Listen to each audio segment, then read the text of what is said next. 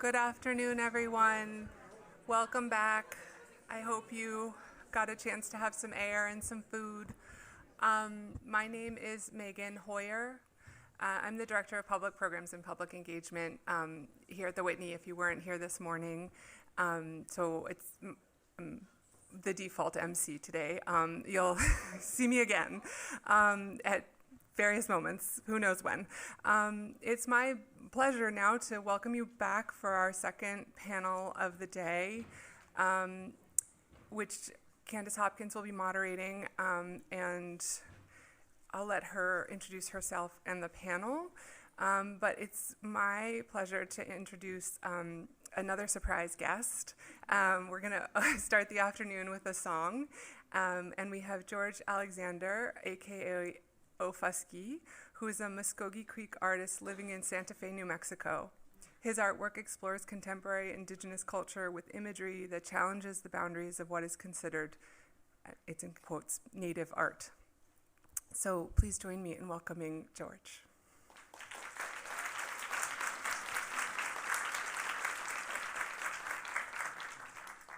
Hello. About 2 weeks ago, I ran into Jaune at a lunch in Santa Fe, and the person that we were with, I had sang a song for him, and I assumed that's how she found out that I could sing.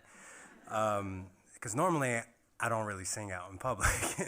And so as I approached Jaune to say hello, her first words were, "Hey, I heard you could sing."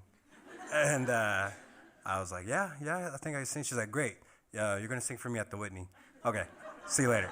And then I was like, "Oh, okay."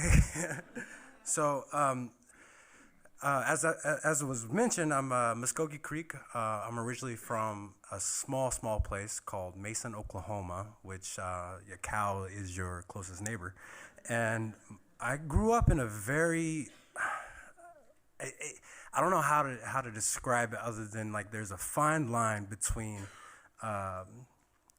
America and Native America. And on that fine line is my church.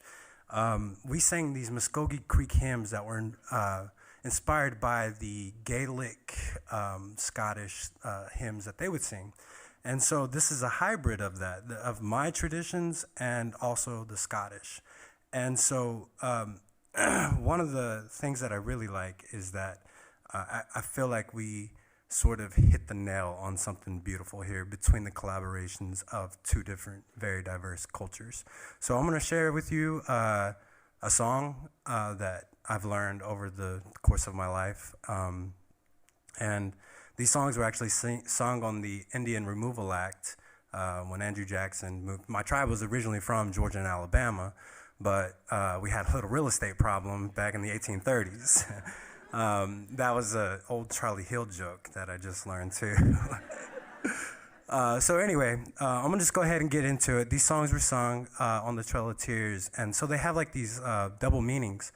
One's about making it to the other side of making it to Oklahoma, whereas the other meaning is making it to the other side of what is that next journey, as Jaune eloquently put earlier. So, okay, here I go. And bear with me, I'm not really known for this. Oh, how we may happy akatis. Oh, how we may happy akatis. It's kinakal geyapi yana. Es que na akage ya pe ya na halway mai ape ya katlis oh halway mai ape ya katlis me kosapage ya pe ya na me cosa apage ya pe ya na hawe mai ape ya katlis oh hawe mai ape ya katlis akasama ge ya pe ya na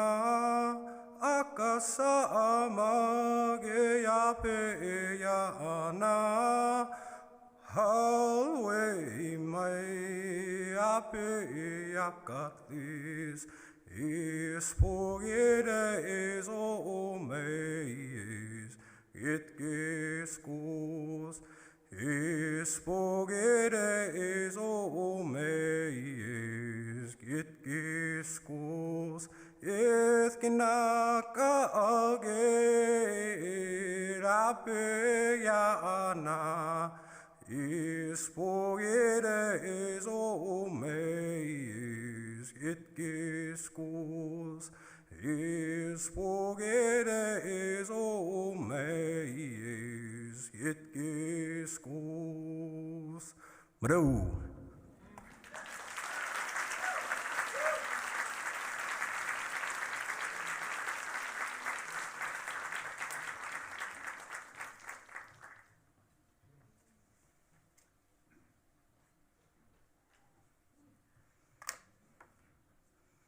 Thank you, George. That was really nice. Hi, everyone. I'm Candice Hopkins, and grateful to be here. Grateful to be here among friends, heroes, hopefully soon to be friends. I wanted to begin this afternoon's panels by of course, thanking the organizers. So my hand's up to Megan, to Caitlin, to Jaune. I know you're an organizer, Jaune, of this.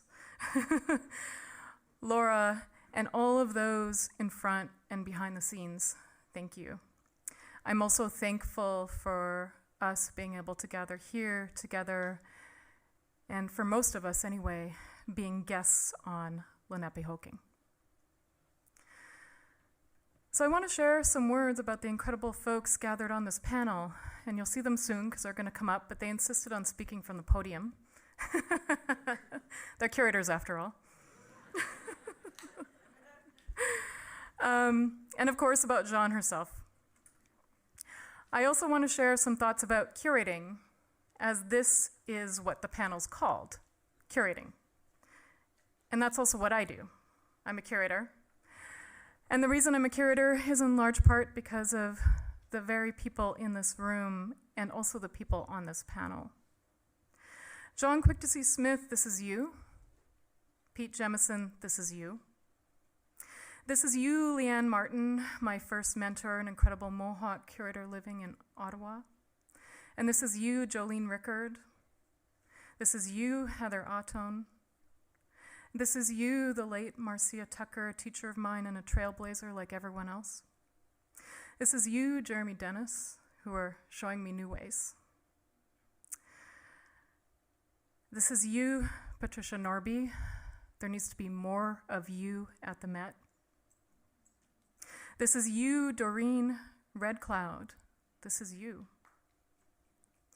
This is also you to my late mom, Barbara McLean, my grandmother, Vera Matson, my great-grandmother, Jessie Jim, and her mother, Jenny Jim. They were all Tlingit matriarchs. They were also our Gunnock-Study clan leaders in Carcross, Yukon, where I'm from, and also from Klukwan, Alaska, where we were from even before that. I could not do this job if they didn't teach me how to be fierce and diplomatic, outspoken yet respectful, and how to move mountains often under great pressure and almost always with very modest means. I know, Jaune, you know how to do this really well. And I must say, this is a little different now that I'm working at Forge Project. And that's an image of Forge there. And also to how to use those skills in equal and sometimes unequal measure. But this symposium is also honoring you, Jaune. But you're the first to tell us that it's not just about you. You bring your community with you, and that's why we're all here. You bring your community with you. And museums often forget this. They often want to make this only about one of us. This gathering is Jaune's gentle and generous reminder that we are all related. And if we make this only about one of us, it will erode the deep roots of community.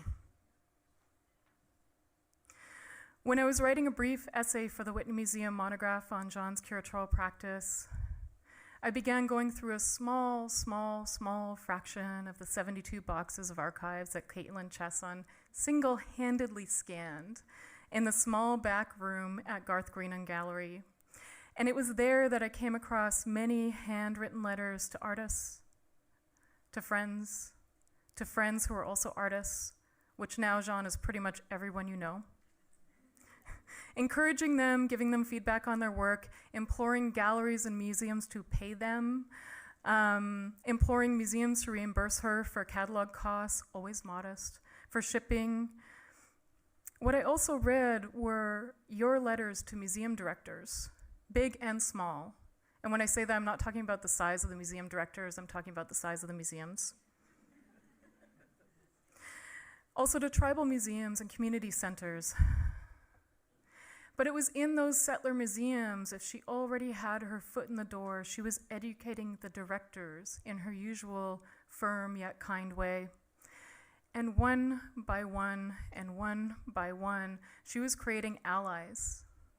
And she was doing it in these large and small spaces all across the country.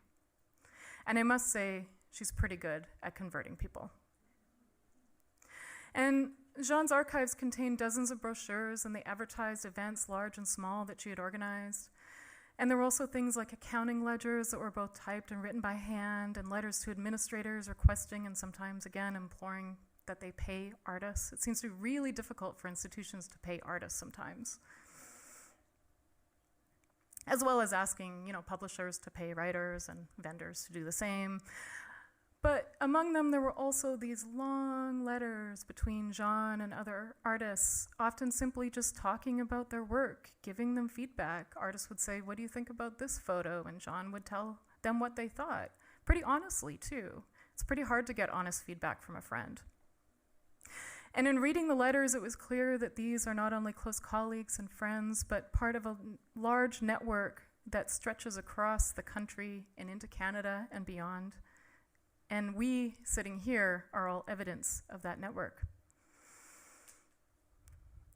And what I learned through those archives and through those papers was that they chart a career and they chart a network of relations.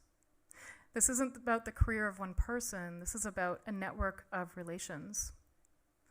Jaune has curated, since this is a panel on curating, Jaune has curated more than 30 exhibitions, the majority of those organized starting in the late 1970s, throughout the 1980s and 1990s, shortly after she had completed her master's degree at the University of New Mexico, after being told that she couldn't be an artist, that maybe being an educator was better.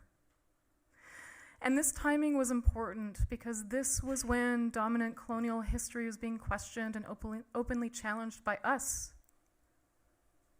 And I imagine, and I said this, I imagine that Smith became a curator because she had to, and this is true for everyone on this panel.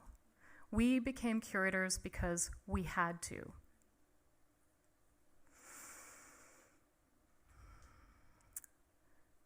So as a spokeswoman, and I think it's clear that she is, for Native American art, Smith is often on the front lines of our representation, and so are most of us. She is among the first to confront ignorance, racism, romanticization, which is violent too, while at the same time providing context and making meaning of our practices. You all heard of the first panel that sometimes we have to start at what I call sometimes ground zero, that we're still here. And not only are we still here, we're making your future too. So this is also the role that every single person on this panel plays, and it's not an easy one. It's also what I try to do with my incredible, brilliant collaborators at Forge Project. And at Forge, for the past year, we've had the privilege of gathering under this work by Jaune that you see pictured there.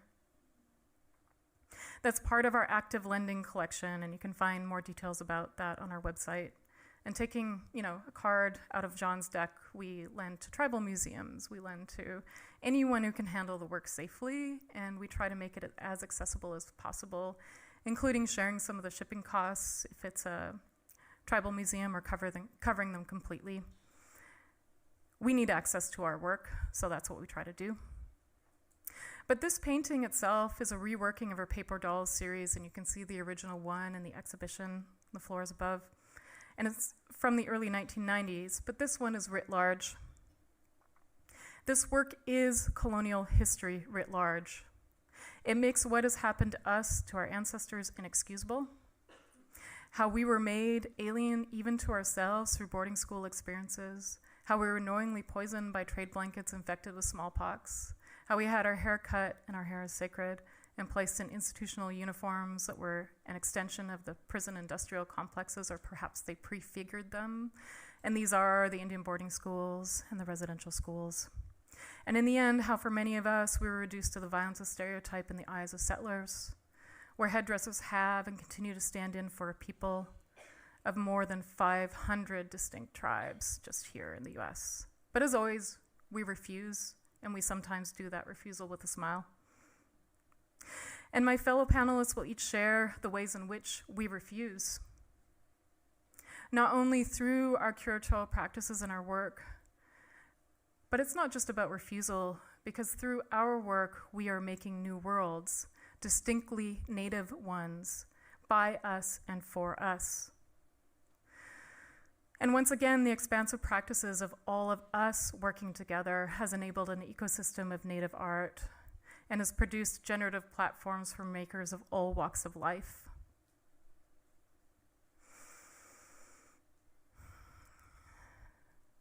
So our presence, and people have said this before, but I want to repeat it, is our survivance.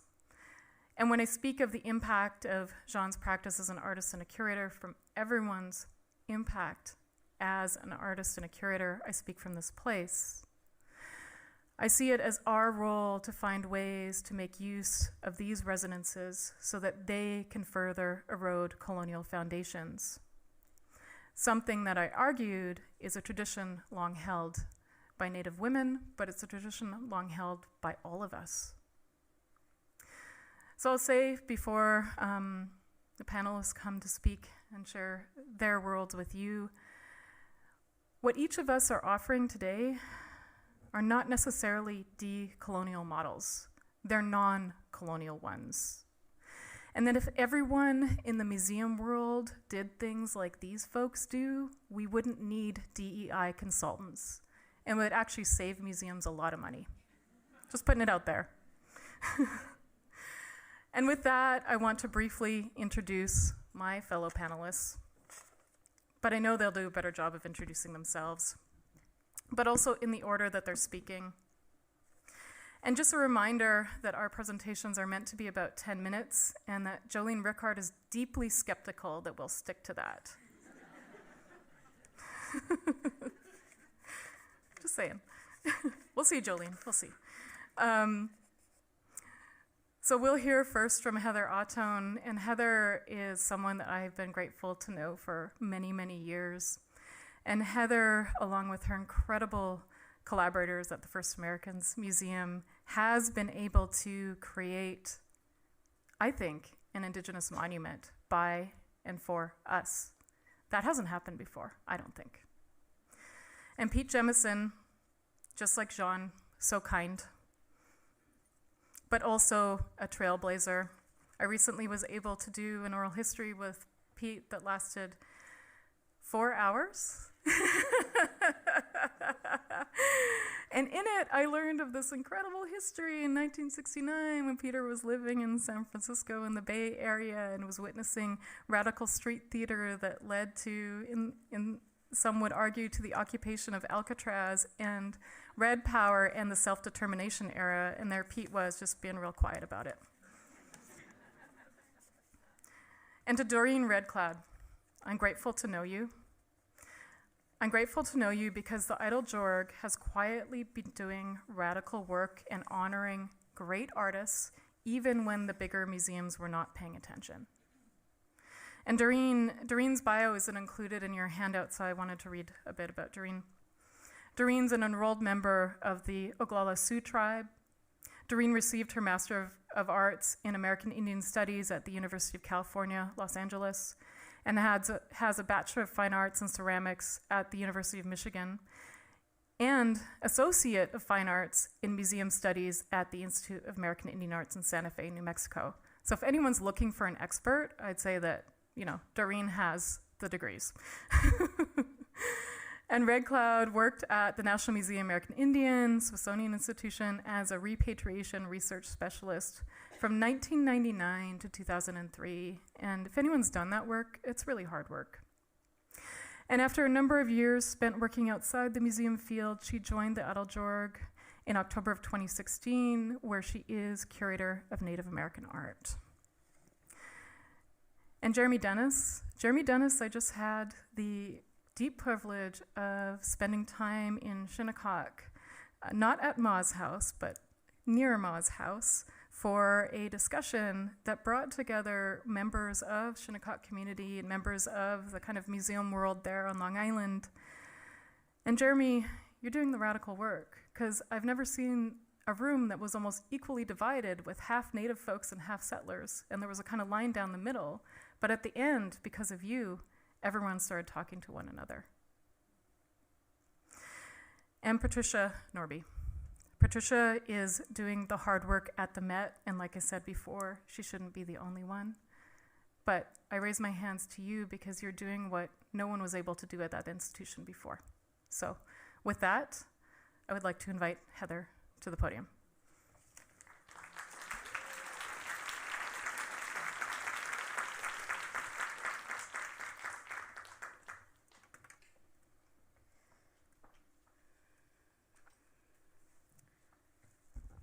Can you hear me okay? I'm gonna have a little trouble because I was over there crying.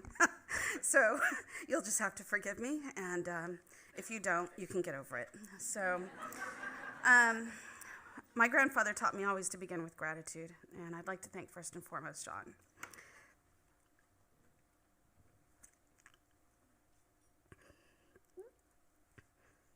For your vision, your long-standing commitment to promoting contemporary Indigenous art and creating a path to which I aspire. Thank you, Laura. She's become a friend over the last couple of years. I'm very grateful for her and a valued colleague. I'm so honored to be here. Megan, for the good work that you've done to bring us all here, and the rest of the Whitney staff for the invitation, the hospitality, and also to my fellow panelists whose contributions I cherish. None of us works in a vacuum or as a single tide. As Indigenous curators, our work began with our ancestors who carried our cultures and languages, our philosophies across generations, including generations that have seen tremendous loss. Our ancestors have been carrying our culture, but in another manner of thinking of this intergenerational gift. Each generation is also making culture. And as it happens, interpreting Indigenous culture and curating is another way to make our cultures, and we have been doing this for at least a century. Being from Oklahoma, I think of William Jones, Sac and Fox, who was the first Native person to earn a PhD in ethnography in 1904. He studied with Boaz, and like Francis LaFlèche, who's Omaha, understood the importance of relying on cultural knowledge in forming interpretation and scholarship. I think of the Osage Nation Museum, and the Osage Nation founding its own museum in 1938, supported by Osage scholar John Joseph Matthews, as a tribal nation using its resources to tell their own story. There are others, Ataloa, and from outside of Oklahoma, I cannot help but include Ella Deloria among the many women. So it would be myopic for me to speak of my own work disconnected from the contributions of others. And thinking of this foundation in our community, the waves carrying our gifts, documenting our cultures, emerged because we had been forcibly removed by the U.S. government to facilitate the ethnic cleansing of the Southeast and beyond. We recognized from being forcibly removed from our homelands the places gifted to us by our Creator. We understood then, as we understood now, how important our fight for our cultures was and remains, and how important it remains for us to not simply protect our knowledge and culture within our own communities, but to live it, to activate it in the here, in the now, and to use the wisdom of our ancestors to generate new cultural mechanisms to hold on to the gifts given by the Creator. I don't know why there's a blank screen, so I'm just going to go past that. So, shortly after receiving a creative writing degree at IAI in 1993, I was hired to the IAI Museum to work in the marketing office. And I walked into a field that was primed by the good work of so many before me, so many in this room.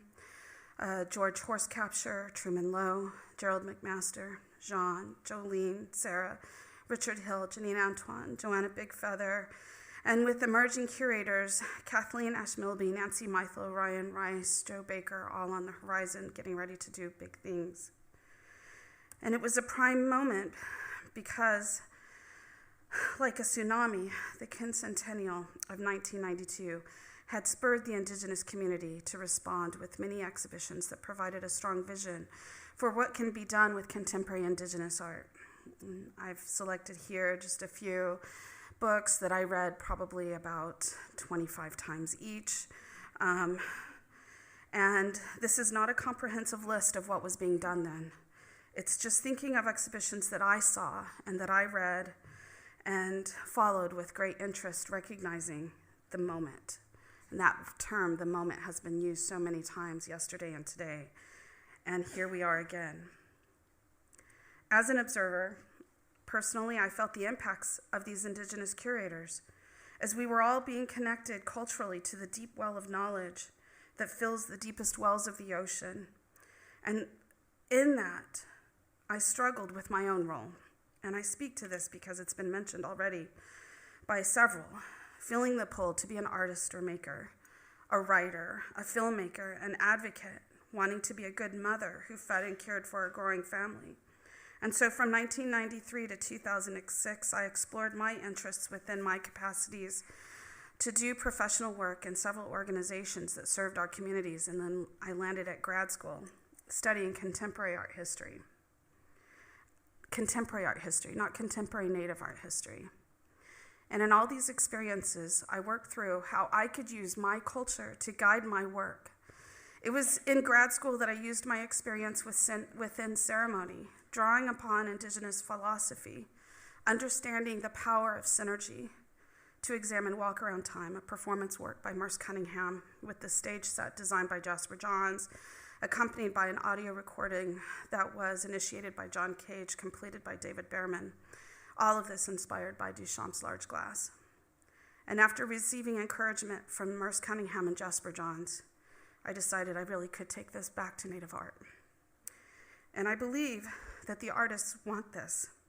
What I know confidently is that artists make art that resonates with the truth of our cultures, contemporary expressions of culture, and fervent visual discussions about the politics of our cultural identities.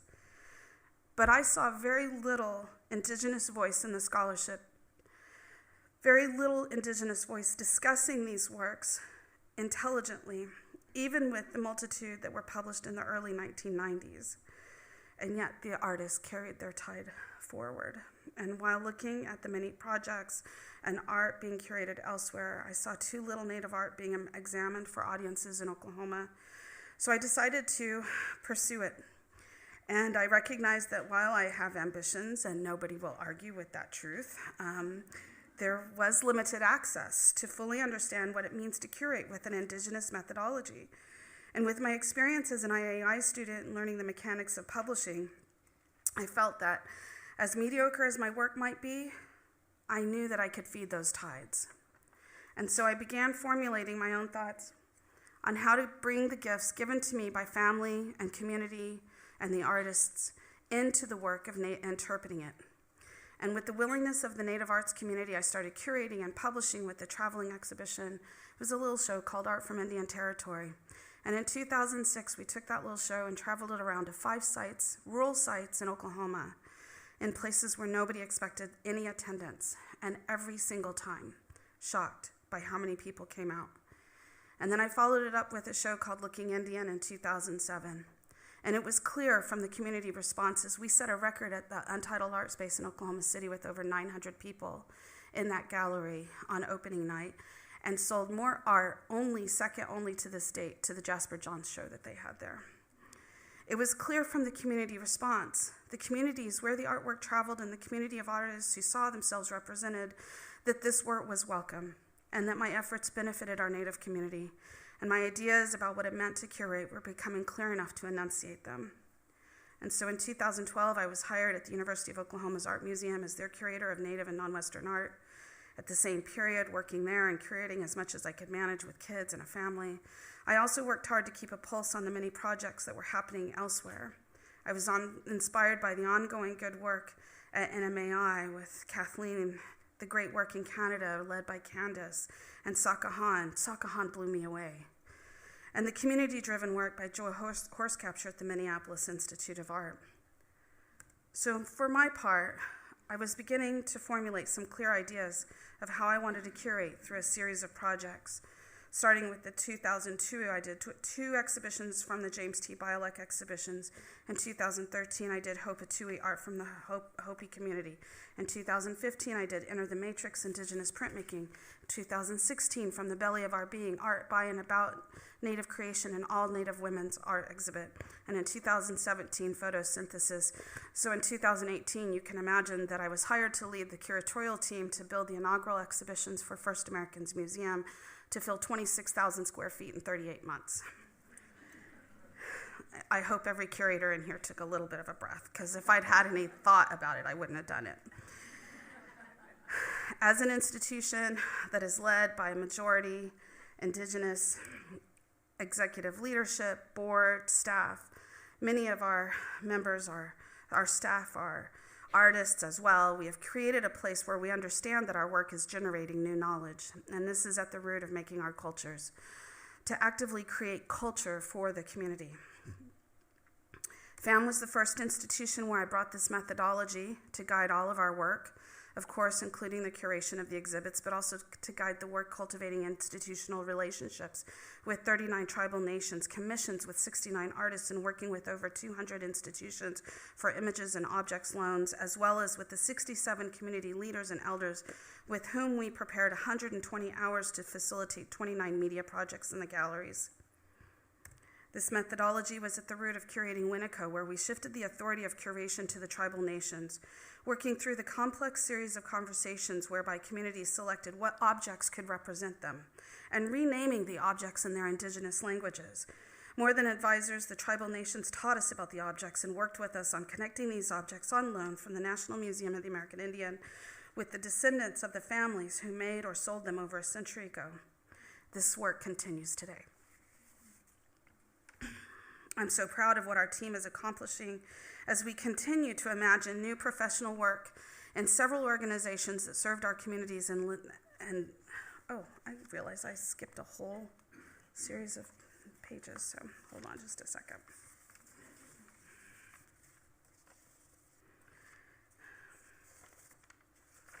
Or maybe I didn't. Maybe I'm just almost done.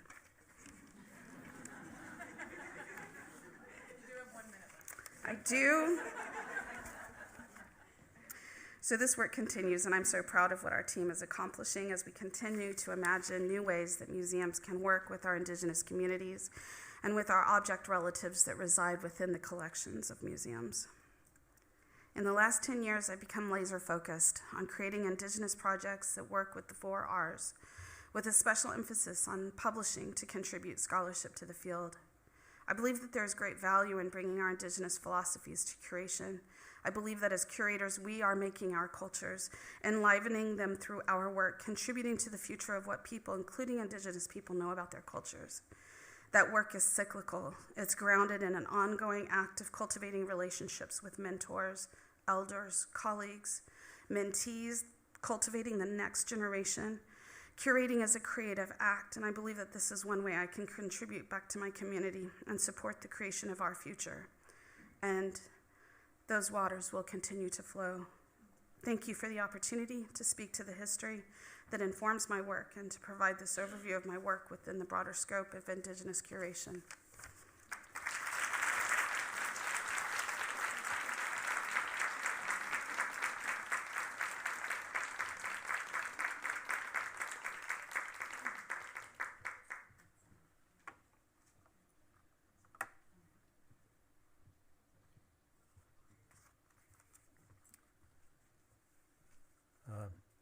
Yawascano Swaguego. As I said this morning, Onunda Watga Ni A and Ninkenjagot Dam Wenichio Nangat Wenisade. It's a good looking group and it's a beautiful day. So the slide that you're seeing on the screen is where that name Onunda Watga comes from. The hill on the left we refer to as Ganundawa, and that's kind of where we began when a great serpent came and began to devour our people. And we were forced to move to this hill to the right, which we kind of just see a slice of, Nundawao. And Nundawao meaning Great Hill, and so we are the people of the Great Hill. So this is located on the Finger Lake called Canandaigua Lake in central New York, roughly western New York, but still part of central New York. And you know where we come from. And every Labor Day, I light a fire on top of that hill to the left, on top of Nundawa, which is a signal for all those people living around the lake to light flares and to light fires on the beach, and we create the ring of fire around the lake. And that's a tradition that goes back a long ways, and I've been continuing that tradition for I don't know, I've lost track now, 25 years or something like that. There's a lot of stuff I want to talk about, and my wife is going to try to keep me on track and not let me go over. Can we see the next slide, please? I can probably advance them, right? But I don't know what I'm doing. Okay, how about that? There you go. So around 1979, I showed this piece by Edgar Heapabirds at the American Indian Community House Gallery, which was then located at 10 East 38th Street. And Edgar was going to school in Philadelphia at Tyler. And I want to say a bit about revision of the history that was given or has been given. Yes, I was the first curator who really began to develop original exhibits, but there were traveling exhibits that had already begun to come to the community house before my arrival. And some of those who were instrumental in that was John Garrigan, Louis Mofsey, Rosemary Richmond, Michael Bush, Doris Anton, who was the editor of Mademoiselle magazine at the time, and our friend Laurie Shepard here, and as well Dawn Goodelk, who always reminds me that I wasn't the first curator whenever she sees me. So all this began in 1978 when I took a bus from Salamanca, New York to New York City and came out of the hills of the Allegheny Territory to reoccupy New York City and to start over again, something I had originally done in 1967 when I came directly out of undergraduate work and moved to New York City to become a famous artist. And ever since then, I've been working at that. Imagine this now. We did about 30 exhibitions during that time period I was there. And of course, I was working with Jean, Edgar, and George Longfish. George Longfish. And we did it without cell phones, and we did it without computers. Think about that. You had to make a phone call and hope that they were home, and then catch them, and then send a letter and hope you sent it enough time so that you could communicate that you wanted to show their work, and then they had to ship their work to you, and we had to work all of that out, and there was no cell phone. There wasn't. Okay, so, but we managed to do it. And when I say a shoestring budget, there's a person sitting in the room here who knows what I mean when I say a shoestring budget. And his name is Will Guy, and he really hates to be recognized. But he is here, and he's been living in New York City since 1957. And he's Cherokee, but he did all of the renovation work inside the gallery that we had in Soho. Bobby Yanko did all the wiring. Will did all the work on the inside as far as creating walls and getting things painted up and so forth. And Bobby I paid in Budweiser. Will I tried to pay in a little bit of cash once in a while. And this is true. I mean, I'm not making this up, honest to God. And we were able to open on time on a kind of a schedule with our shows. In 1985, I decided at the suggestion of my cousin John Mohawk, that I probably had seen enough of New York. I'd been here long enough and, kind of struggled and sacrificed, and it was time to move on. And so I moved back to a place called Victor, New York, kind of in the heart of our original territory as Seneca people. And I began to run a place called Ganondagan State Historic Site. And during that time period, I met some really good people along the way. And one of them I met was Eugene Thaw. And Eugene Thaw is the one who created Thaw Charitable Trust. And it's the Gene and Claire Thaw Charitable Trust. And what he was interested in doing was founding and paying for an annual biennial of Iroquois art. But the museum he chose was the Fenimore Art Museum in Cooperstown. And so I began working with Gene. And Gene was a real connoisseur. Gene literally made his major money by selling Renaissance drawings. And he would find other investors, and they would buy a drawing, and very valuable drawing, and sell it. And Gene had great taste. And eventually he got around to collecting Native American art, and his collection is still at the Fenimore Art Museum. Cooperstown is more famous for the Baseball Hall of Fame, which is there, and for some, the Farmers Museum, that's also there. So from 2000 until the present, I have been doing a Iroquois biennial for the Fenimore Art Museum and done a lot of different things. New textiles, and Marie was in that. 4 under 30 artists were in that show, all women. Most of them had some time at the Rochester Institute of Technology. God only knows where I am. I've stopped looking at the slides. Okay, all right. Well, just keep advancing things, okay. So for those of you who don't know, this is Rick Glazer Dene. Rick Glazer Dene, Mohawk, grew up in Brooklyn, and a family mostly from Ganawagi, but he chose hard hats because of his ironworking heritage. And I showed quite a bit of his work. And this is, of course, Harry Fonseca.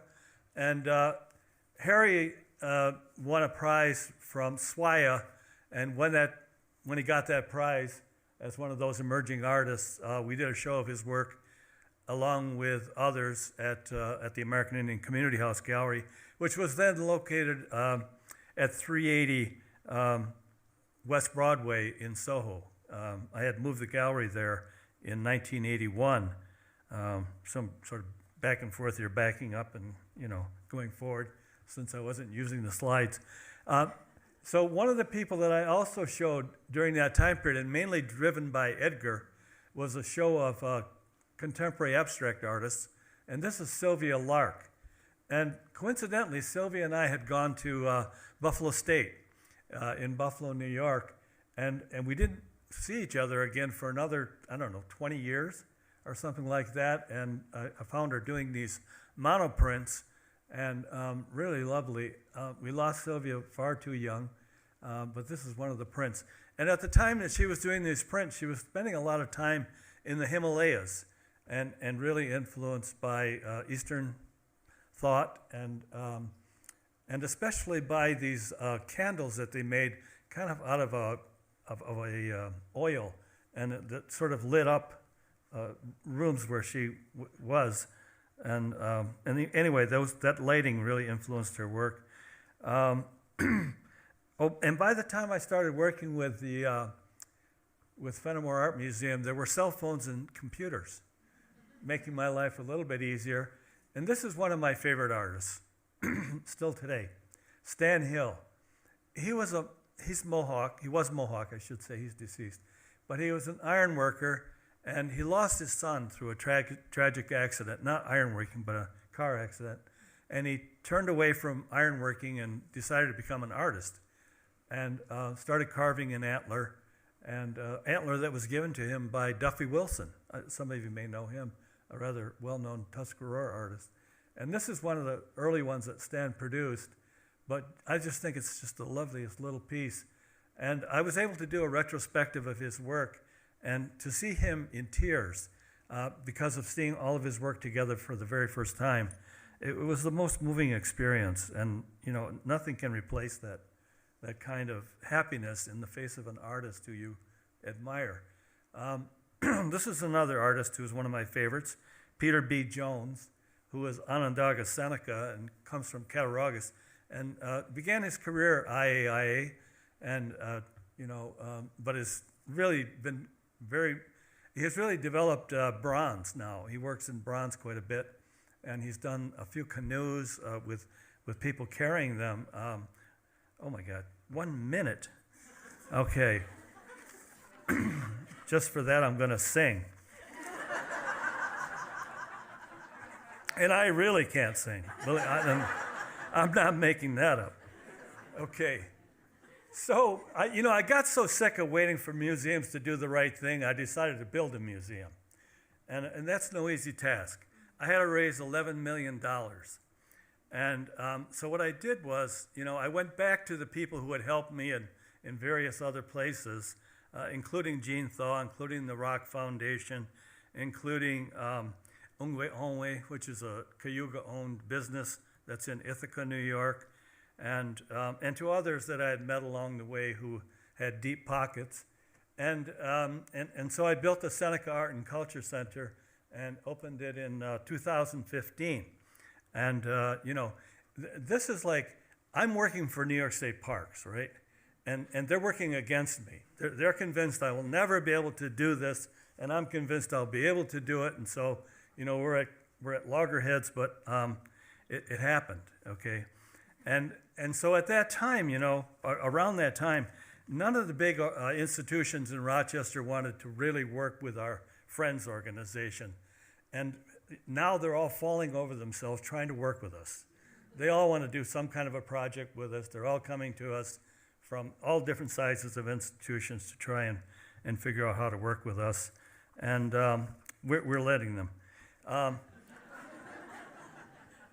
I also want to add one thing to Candice's description.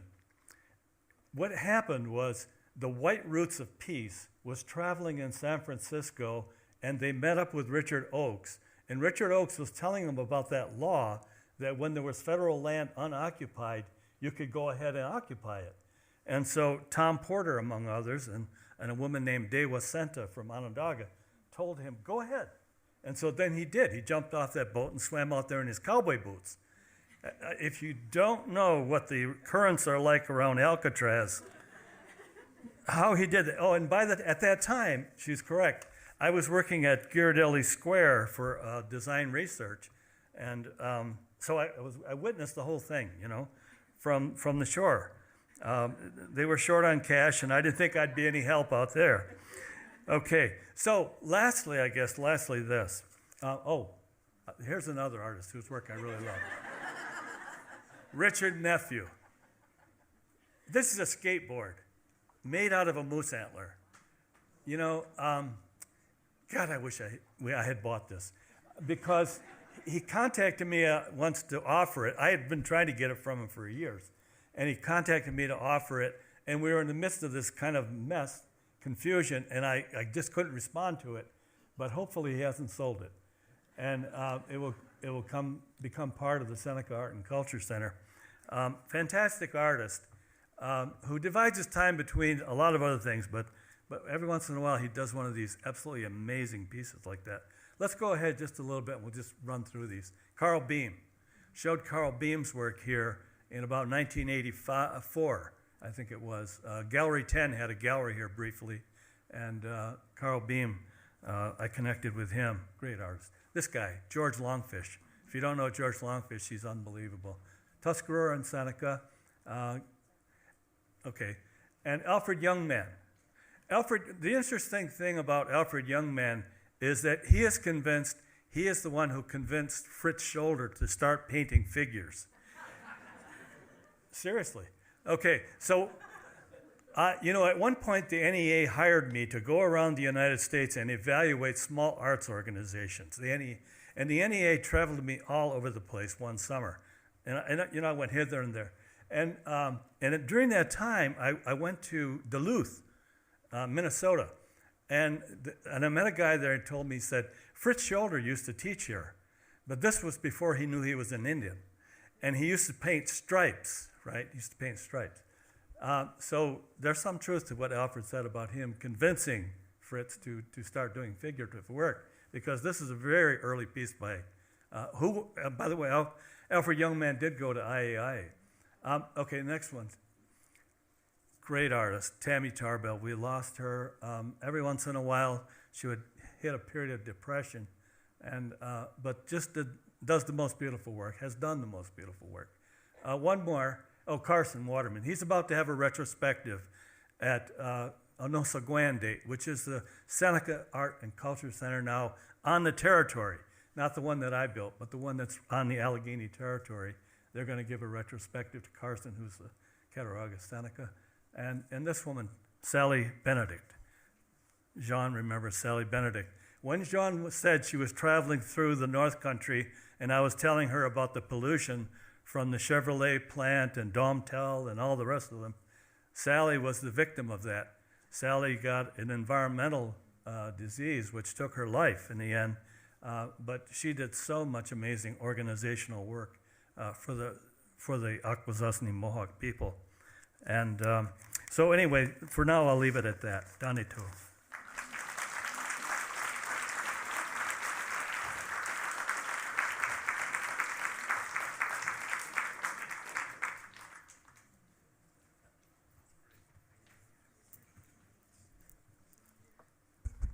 Good afternoon, everybody. For those of you who don't know me, I'm Dorene Red Cloud. I'm originally from Chicago because my dad was from Pine Ridge and got relocated, so I call myself a relocation kid. And so, oh, sure, thank you. I think I can remember the button. Thank you, Jean and the Whitney, for inviting me to participate today, and thank you to all of the wonderful curators and arts people and artists in the audience. I'm really humbled to be here. So, making a PowerPoint for this presentation, I was like, oh, I need a subtitle. So I went with setting the bar high. For those of you who don't know about the Ahtone Museum, first of all, quiz, where is it located? Okay. I was making an assumption coming to New York that everyone's, not a fan of the Midwest or hasn't been. So this is what the museum looks like. And being in Indiana, we have people that aren't very familiar with Native peoples. They are under the impression that Native peoples are gone. And so we'll have visitors come into the museum and they'll say, what's an Ahtone? Is that a tribe? And actually, it's the name of the man, the wealthy white man who founded the collection of Western art and American Indian or Native American First Nations art. Right now, our collection is 80% Native American and First Nations. So there's a couple great things that the Ahtone has been doing for a while now. The museum opened up almost 34 years ago this June. It'll be our 34th anniversary. In 1992, we began our annual Indian art market, and it's pretty much like 1 or 2% of Santa Fe or the Herd, where they have hundreds and hundreds, if not thousands of artists. But we have our humble market, and there's so many of us on staff. It's one of our favorite programs because we have people from all over the U.S. and Canada, and some from Alaska too, that descend upon the Ahtone and make it a more brown place, a more happy place. fill it with beautiful art, because it is about the art and the artists. These are some of the artists that have been attending our market for a while. We've got Paponi on the far left. She's Kansas Kickapoo Tribe and Citizen Potawatomi Nation. Nelda Shrupp, who is First Rump Nation. She's Nakota, and she made my skirt. And Emil Her Mini Horses, a fellow Oglala, who is Associate Curator of Native American Art at the National Museum of the American Indian. Excuse me. So through our annual Indian market, since we're a small museum and we are a nonprofit, we rely a lot on donations and endowments. So we do have some donors called the Friends of Indian Market who provide us with money that we're able to purchase art for our permanent collection. On the far left, we've got Geo Neptune and the basket from 2017. It's an homage to the Pulse Club massacre. In the middle is Monica Jo Raphael. She's Anishinaabe Lakota, and that's a bracelet we bought from her in 2019. And then I guess on my right, far right, that's Alicia Oldbowl, who is Crow and Salish, and we purchased that cradle board from her last year. I want to talk about those curators rather, who have been supporting Native art for a long time. And some of you knew Jennifer Complo McNutt. It's been almost 2 years since she passed away. She was the curatorial force behind the Idyllwild Contemporary Art Fellowship, which has existed since 1999. So the fellowship, in a nutshell, we have an independent jury that selects 4 artists from the US and Canada who are working in contemporary Native art.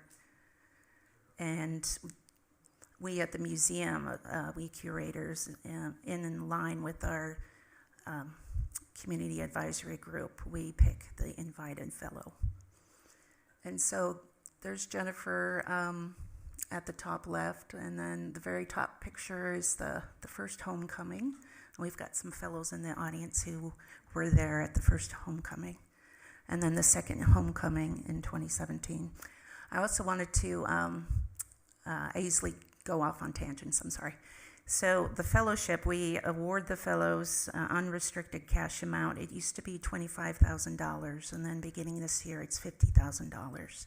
We purchase art from them for our permanent collection, and we put on an exhibition of their work in every second November every other year. So this year it's November 11th, 2023. You're all invited. And we also create a catalog, and we have different artists, past fellows, curators write. And here is some of our past fellows. We've got John's picture up there, of course, Rick Bartow, Harry Fonseca, Jeffrey Gibson, Meryl McMaster, Mario Martinez, Brenda Mallory, Matthew Kirk, who was here earlier, Athena Latoka, Joe Fedderson, Corky Claremont. Forgive me for not having your guys' picture in here. I do feel badly. You guys are the best. So 65 fellows so far. And this is this year's fellows. Ruth Cuthand, who's Plains Cree, from Saskatoon. She's our invited fellow. And we've got Natalie Ball, who is Modoc and Klamath. Raven Halfmoon, who's Caddo and Delaware. Mercedes Dorame, who is Gabrielino Tongva. And Dr. Sean Chandler, who is Grovant. He's president at Tribal College in Fort Belknap in Harlem. Okay, I don't know how I'm doing on time. I feel like Jolene, I'm definitely going over time. Okay, real quickly. So the original Native American galleries hadn't changed much since it opened in 1989, and this is what it looked like, typically by geographic region. You got to have a horsican. Do you see the horsican?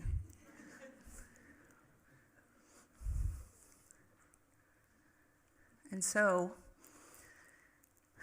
I had come to the Eiteljorg in late October 2016, and my boss at the time, Scott Shoemaker, who's Miami Tribe of Oklahoma, he was like, we're going to redo the galleries. I'm like, great, let's do it. He ends up leaving me in December 2020.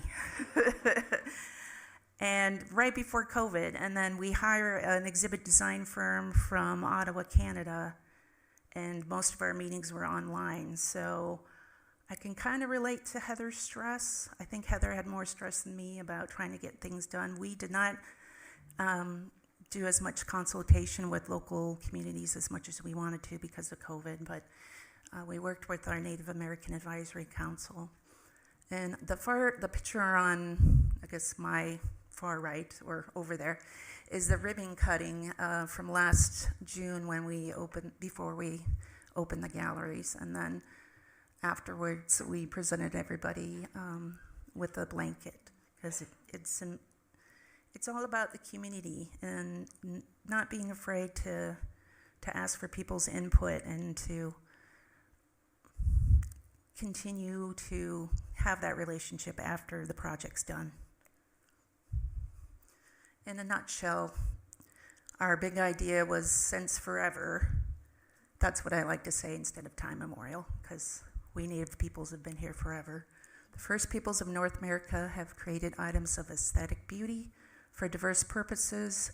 Therefore, art is an essential part of being. It has always been and continues to be a way for Native peoples to express, exist, persist, and resist. Being in Indiana, we have to stress to people that Native peoples are still here. We're still alive, and that we're diverse. And we are the authority of our own stories, and that Native art is on a continuum.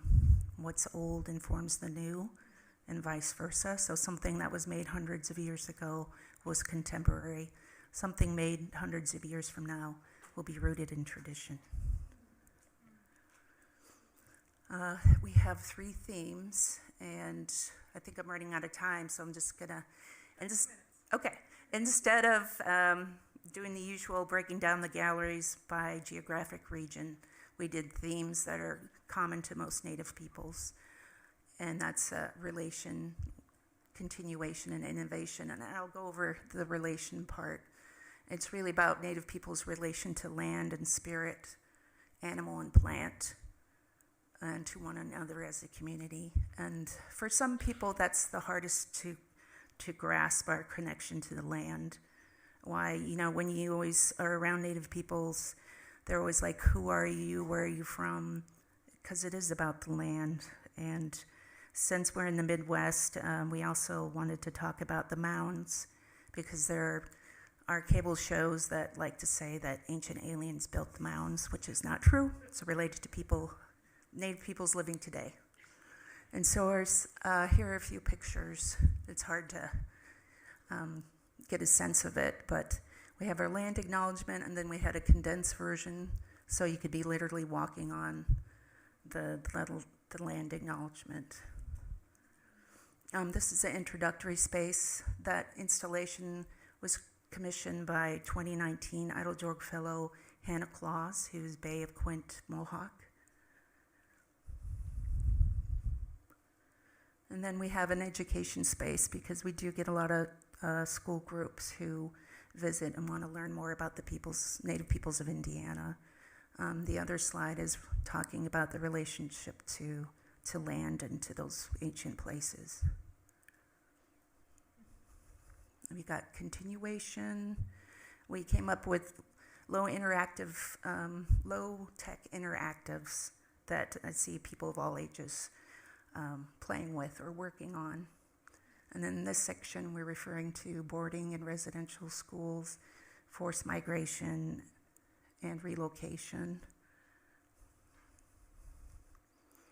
The last section is innovation, which to me is really celebration of Native art, all Native art. And then we have a bookend entrance with the same kind of thing, talking about artwork that's related to creation stories, because we have our own creation stories. And I wanted to end on that note, that young lady on the quote square, because it's all about, for me personally, as a curator, want other Native peoples to come to the Idle Jorg and feel like they see themselves, or it's like a home. Thank you.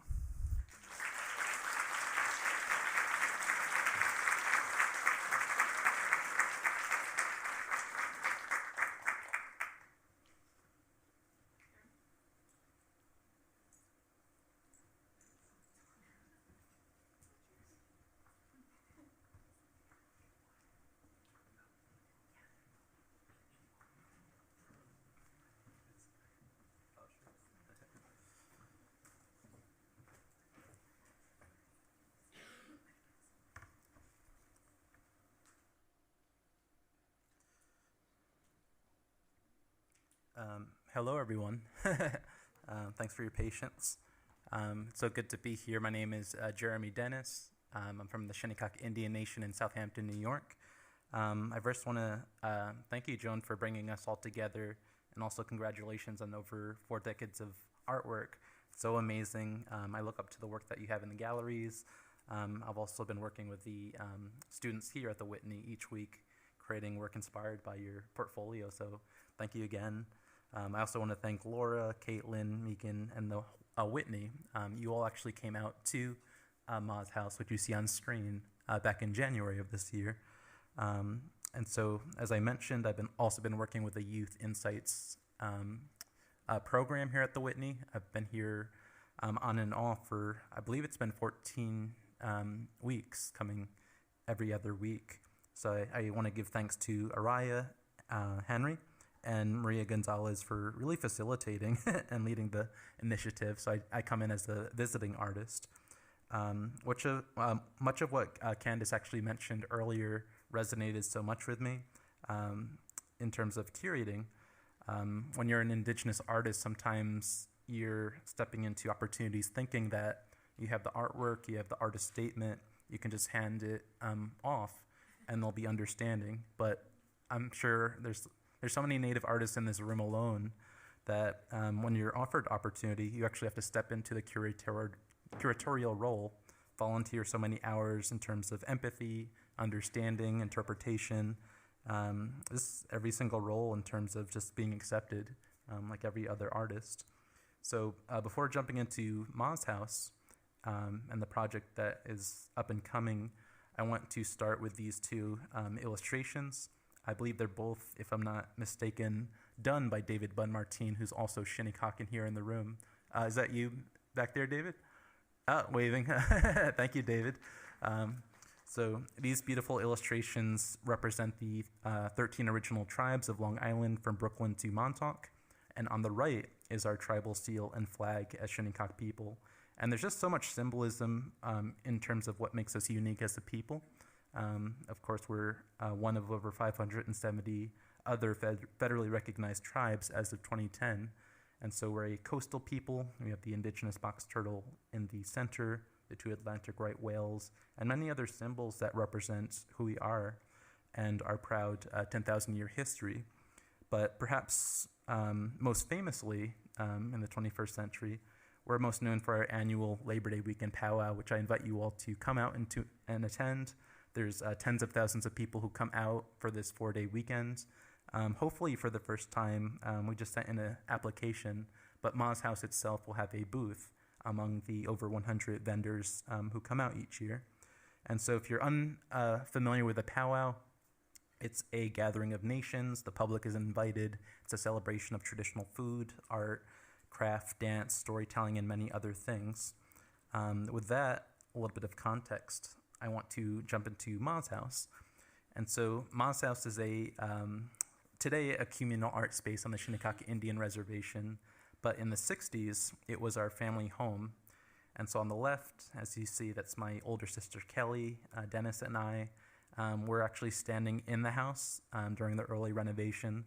So you see there's holes in the walls, there's cobwebs, there's mismatching floor, new wood and old wood. This is a home that's actually dedicated to my grandmother. Her birth name is Loretta Silva. This is an old family photo with me in the foreground with a blue ball, my older sister Kelly again, cousins Teal and Al, and Ma just cropped partly on the right. But this is a family home that has seen so many generations, so many cousins growing up in the house. And so this is just one of hundreds, if not thousands, of family photos that have taken place here. When Ma passed away in 1998, she wasn't an artist. Her daughter, Denise Silva Dennis, my mom, is an artist, but she always dreamed of turning her home into a museum of some sorts, dedicated to Shinnecock history, dedicated to family history. And so we try to honor that in every step of what we do at Ma's house. And so just a little bit of background. When you do have to rebuild a home on a Indian reservation, there's so many hurdles in terms of fundraising. You really can't easily get a mortgage or a loan from a bank. And so in the case of Ma's house, we actually started a GoFundMe to save our family home before it ended up falling in on itself. So you get a little bit of an impression on the left side, but there are holes in the walls. There are raccoons living in the vacancy of the house. It was really a desperate situation. But because of the generosity of those who contributed, over 400 individuals, we ended up dedicating it to more of a communal space rather than for my own personal gain, an art studio, for example. Another motivating force behind turning this into a communal space is that we started in June 2020, and as we all know, in May 2020, George Floyd was murdered. The BLM movement was happening. And so Shinnecock itself, if you've never been to our powwow, we have a lot of mixed ancestry from people who are white passing, people who are black passing. And so we wanted to dedicate this space not only to Indigenous artists for creation, for curating and exhibiting, but really a space for people of color, artists of color, to come together and heal using art as that platform. And so this is another before and after image of our, I usually describe it as an informal gallery space, but this is one of our very first ever exhibits that we've had, featuring, in this case, Bo Bree, who's a artist of color on the right, and then the complete renovation on the left. So it was a really desperate project, and over a year of just tearing everything down and replacing everything. This is another example, Yan Yan Huang, who really just transformed the space. It's hard to believe how space can be utilized. Space, as we know it, is such a gift and so rarely seen in that way. Being Shinnecock, we don't have currently a museum to practice coming together to debut our art and have a year-round space. So building this on Shinnecock was something that just flourished and was a dream of ours. This is another artist, Allie Mitchell, who is a performance and author. So we have an array of different visual arts, performances, poetry readings, and we really, perhaps in this presentation, it's more of an invitation to come out and experience Ma's house. And I always try to say yes to everything. How can we collaborate and have that reciprocity? How can everyone benefit from that visit? So this is another example, Pamela Allen, another example of curating at Ma's house. And we also have earthworks, outdoor works that are sort of perpetual. This is by Pamela Allen, who's Jamaican descent, but used several decades of local seashells to create this mandala right in the front yard of Ma's house. And I think that's so appropriate because, as many of us in the room know, there's something called shell middens that mark Indigenous presence all throughout the Americas, along the coastlines, along wherever there's shellfish. And so having this at Ma's house is just a reminder of the past, the present, coming together and being inseparable. In addition to just having art on the walls, just having that showcase and kind of that living art. Oh, thank you. We also have a host of different programs. I'll also go quickly through the slides. We've had over 23 artists of color come through so far. If you ever do find yourself on the East End, we have weekly workshops led by my mother, Denise. This one I could jump into for a whole length, but we had Teen Vogue also cover the Ma's House story and interview Shinnecock youth.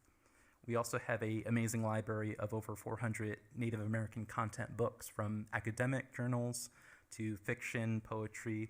We now have Joan's catalog from the Whitney, of course. We have to get it signed, however. And maybe I'll just spend time on this one. This is a solo show by my mother, Denise, just one generation before me. But this is her first ever solo show after 40 years of being a practicing artist. So the immediate need for spaces like Ma's House is so apparent. There's such a need for Indigenous curators to make that possibility happen. And I'll just end on this slide. There's so many collaborations, so many partnerships that we've had, despite being such a new organization. So thank you all. Hope you come out and visit us. And I'll leave it at that.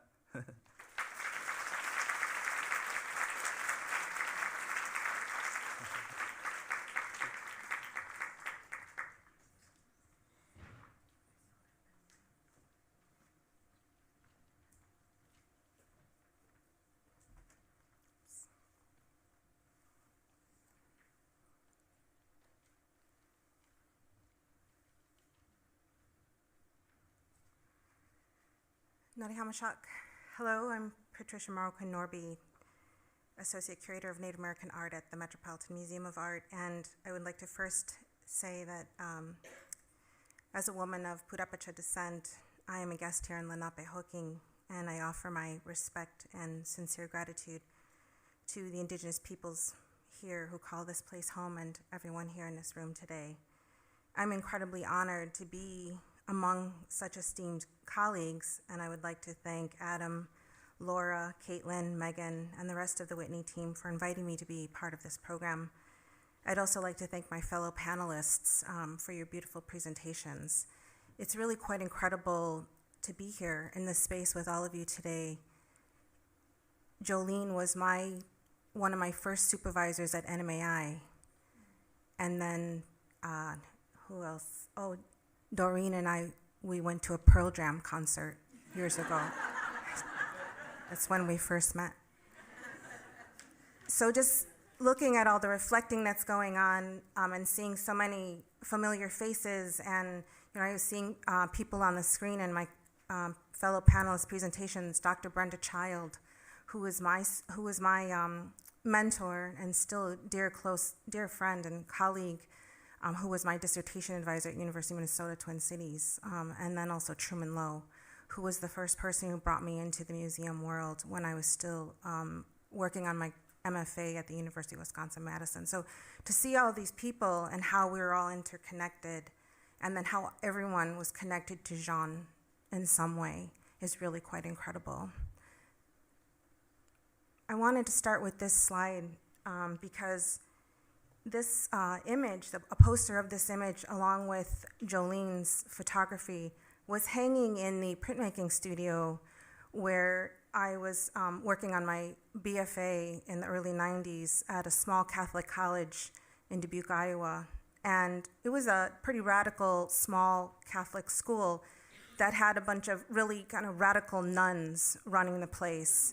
And they were the kind of women who, although they were nuns, would go out in the courtyard and smoke cigarettes and swear and, talk about all kinds of things. It was actually pretty shocking and exciting to learn from these women. And to have Sister Louise have this poster and then Jolene's work hanging in our printmaking studio was actually pretty incredible.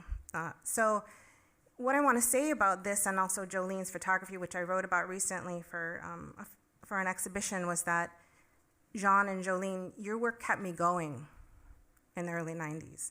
I was a single mother going to art school and working as a hotel maid, scrubbing toilets just to get by. And coming to the studio every day was my escape from the stress of the world and all the complications with being a single parent. So I need to say that because never in my life did I ever expect to be where I am today. And I think artists need to know how impactful their work is for many people, especially Indigenous people. And it doesn't matter where you come from, which community you come from, when you're an Indigenous person and you see that other Indigenous person across the room or at an event or somewhere, that you don't expect to see them, and you both look at each other and you nod at each other, or you see that Native work in a gallery somewhere, it means something. And so I need to say thank you. That's my way of saying thank you. I was really excited to hear in the conversation last night that they were talking about maps and the way that Jaune just exploded the boundaries and borders of maps and what maps mean to Native people and all our different interpretations of them. Because when I first started at the Metropolitan Museum of Art, I know many of you were familiar with the 2018 Charles and Valerie Dyker installation, Art of Native America. And one of the first things you saw when you walked into the gallery space was this big flat map on the wall that designated or delineated where all the Native people were or where they were from. And I immediately looked at my colleagues and said, that has to go. And I received a little pushback. And I said, this is not an Indigenous map. This map doesn't show interconnections between the communities. It doesn't show seasonal migrations. It doesn't show everything about who we are, all those interrelationships. And if we're going to have a map in this space, we'll have an Indigenous map. And so they respected that. And I also had to emphasize further, when you go into in the modern and contemporary wing, we don't have a map of where Cody, Wyoming is for Jackson Pollock to explain where he's from. So why would we have that in this space? And so we took down that map, and instead we installed this land and water statement. And I want to say that it's not an acknowledgement that we've been hearing so much about. This is a statement about how we'll work together in collaboration with Native communities moving forward, and I'm just going to read really quickly from it. Okay. We commit to pursuing continuous collaborations with Indigenous communities and present Native art in a manner that is inclusive of Indigenous perspectives, involves guidance from source communities, and creates space for respectful listening and thoughtful dialogue. We'll work to advance Indigenous experiences in the Met's collections, exhibitions, and programs. We will strengthen our awareness of historical and temporary environmental issues in the New York region throughout North America in order to thoughtfully reckon with our institutional legacy and its impact on the land, waters, and original peoples of this place, which are and always will be inextricable. So that was installed in 2021, and we're now in 2023 and moving quickly into 2024 for museum people. We always think a year or two ahead. And we've kept those promises. We've steadily kept those promises in many different ways. Through our exhibitions, which include Native community members, artists, individuals, as collaborators, as co-curators, as authors, in every way that we possibly can. People ask me, how do you make change at the Met? What do you do? What's your strategy? And I say, I keep my foot in the door. I keep that door open for as many Indigenous people as possible to bring them in and welcome them and help them to feel welcome in this space. I want to mention this installation because this is the opening foyer of Art of Native America. We changed this space. We shifted it during the pandemic to create a contemplative space that was warm and inviting and uplifting for people who wanted to come into the museum, get out of the busy New York city life, and be able to sit quietly. And I love that combination of these two works by two powerful Native women. Marie Watt talked about how blankets are one of the first things that a human being experiences that they're wrapped in when they're born. And so we wanted to have something there that talked about community, expressed community and connection and warmth and welcoming. This is the same space today. This is a project that we worked on with Dr. Brenda Child, who is one of the premier scholars of the jingle dress. And we worked together with Brenda to curate this installation on the jingle dress. So sticking with the theme of the pandemic and realizing people are still healing from that time. That installation led to a program called Sound and Healing, which included Brenda in conversation with Robbie Robertson and also jingle dress dancers from Canada and the US, and then also Silver Cloud singers as a host drum. And then Water Memories. This also included a number of community members expressing their connections, both Native and non-Native connections with water, relationships with water, memories of water. We also invited community members from across New York City to create mirror shields and Chinampuskalik Chunupahanska came and led a workshop. Everybody was compensated for their time. Everybody was included in the exhibition listing and acknowledged, and their mirror shields covered the entrance. We wanted people to see themselves when they walked into that gallery space. And then these are now deinstalled and will be given to land and water protectors in Minnesota. I want to talk about this jacket really quickly because it belonged to Rick St. Germain of La Coudray Indian Reservation, who spent a summer on Alcatraz Island and was incredibly moved when he was 19 years old, took that activist energy back with him to La Coudray Indian Reservation to fight the renewal of the lease for the winter dam on the reservation, and they won. The tribe won control of that dam. And it was just powerful in this gallery space with all the white marble.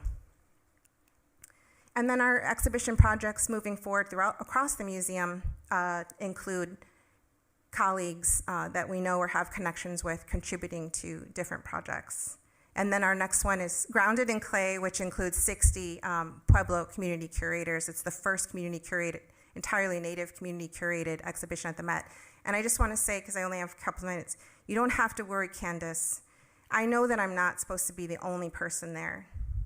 And I wrote, in the first time for the 153 year history of the Met, a new Native Arts initiative that will include 2 new staff members and also open a new study center, our Native Arts Research Center at the Met.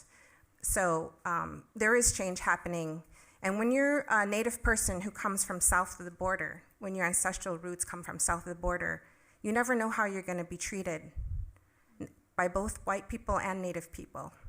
We're the Indigenous people are usually in the dark, cooking the food, making your food in the restaurants, cleaning houses, taking care of your children. And so I just want to say thank you to everyone for your hospitality. Thank you.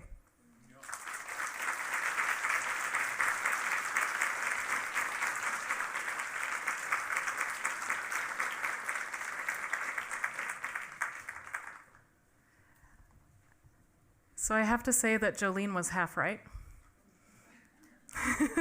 But I think we're right on time, but I don't think we have any time for questions. And I also didn't want to make it too short because I think every single word that every person shared was incredibly important. So thank you. And if you can give one more round of applause to our incredible panelists.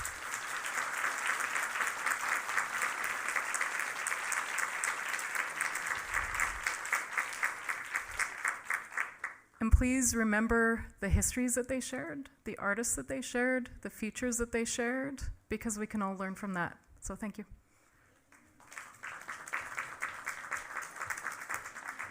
Thank you so much, Candice and Heather and Dorene and Patricia and Jeremy and Peter. You're all invited to have a cup of coffee and a little snack. I'm not exactly sure what the snacks are. Right outside the theater. You don't have to go outside. Just come out into the lobby where Jean's work is on view. Get something, pick me up, and we'll be back here just after 4.